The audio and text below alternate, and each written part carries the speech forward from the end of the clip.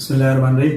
آج میرا ٹاپک جو ہے وہ ہے فیملی بزنس، جس کو ہمارے ہاں سیٹھیا کلچر کہا جاتا ہے.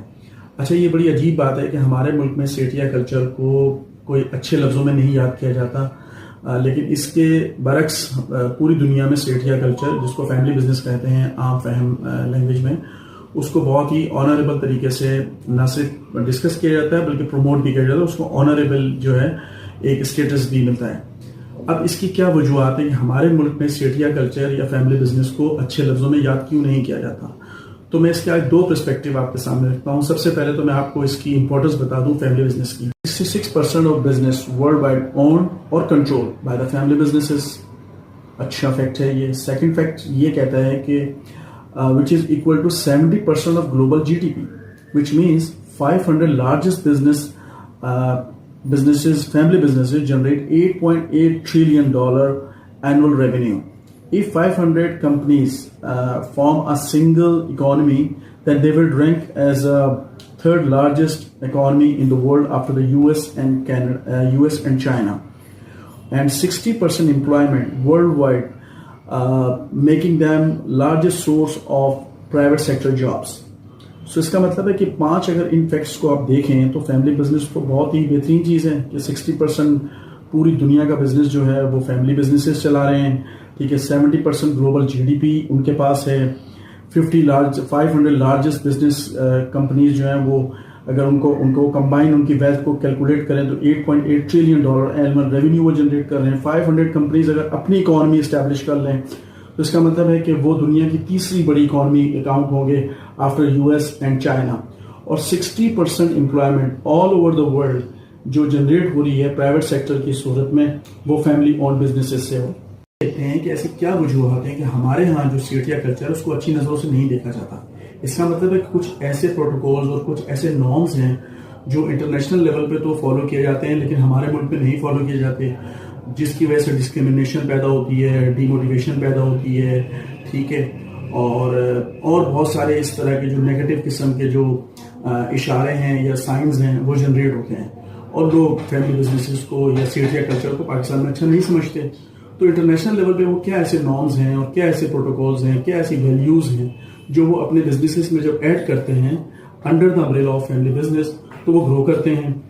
اچھا، انٹرنیشنل لیول پہ یہ بھی دیکھا گیا ہے، جس طرح آپ نے ایک چائنا کی پروورب سنا ہوگا کہ تھرڈ جنریشن جو ہے وہ اس میں جو فیملی بزنس ہوتا ہے وہ کولیپس کر جاتا ہے. اچھا، فیکچولی ایسا کوئی ڈیٹا ہمارے پاس اویلیبل نہیں ہے کہ ہم اس کو ویریفائی کر سکیں کہ کیا واقعی ایسا. اچھا، اب ہم ان ایلیمنٹس کو ڈسکس کریں گے جن کا پروٹوکولز کو فالو کرنا لازمی ہے اگر آپ چاہتے ہیں کہ آپ کی سیکنڈ، تھرڈ، فورتھ جنریشن آپ کے بزنس کی نہ صرف کنٹینیوشن کا پارٹ بنے بلکہ اس فیملی بزنس کی گروئنگ فیکٹرز کو بھی ہٹ کرے.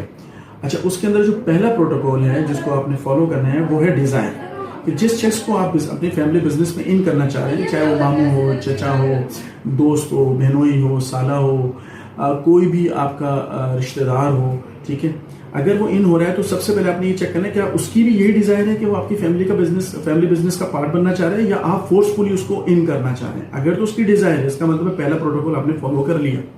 سیکنڈ جو ایلیمنٹ آپ نے مد نظر رکھنا ہے وہ ہے کہ اس کا ڈیزائر تو ہے، کیا وہ کمپیٹنٹ بھی ہے یا نہیں ہے. مثال کے طور پہ جب وہ آپ کے C لیول پوزیشن پہ بیٹھے گا، وہ ہیڈ آف HR بھی ہو سکتا ہے، وہ ہیڈ آف ایڈمنسٹریشن بھی ہو سکتا ہے، وہ ہیڈ آف آپریشنز بھی ہو سکتا ہے، وہ ہیڈ آف مارکیٹنگ بھی ہو سکتا ہے.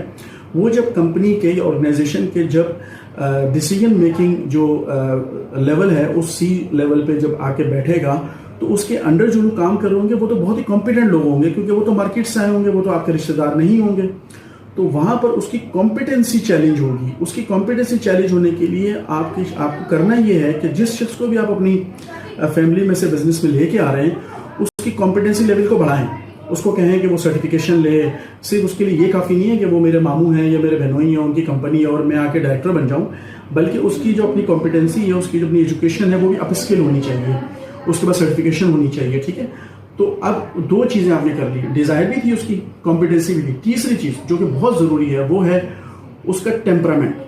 کیونکہ دیکھیں بہت ساری آرگنائزیشن میں ہوتا یہ ہے کہ بندہ کمپیٹنٹ بھی ہوتا ہے، وہ اس کا پارٹ بھی بننا چاہتا ہے، بٹ اس کا ٹیمپرامنٹ جو ہے وہ اتنا اس لیول کا ہوتا ہے جس کی وجہ سے آرگنائزیشن کے اندر جو ہے وہ ٹاکسک انوائرمنٹ کریٹ ہو جاتا ہے. تو اس کا ٹیمپرامنٹ بھی بہت اچھا ہونا چاہیے. چوتھی چیز جس کا تعلق پائنیئرز میں سے ہے, کو فاؤنڈرز کے ساتھ ڈائریکٹ ریلیٹ کرتا ہے, وہ ہے ویلیوز.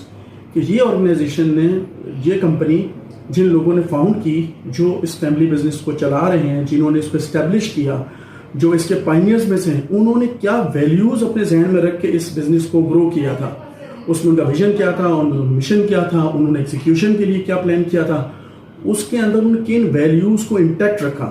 جو ویلیوز انہوں نے انٹیکٹ رکھی, وہی ویلیوز اس شخص کے لیے بھی اتنی ہی ضروری ہوں گی جو شخص اب بزنس کا آپ کا پارٹ بن رہا ہے.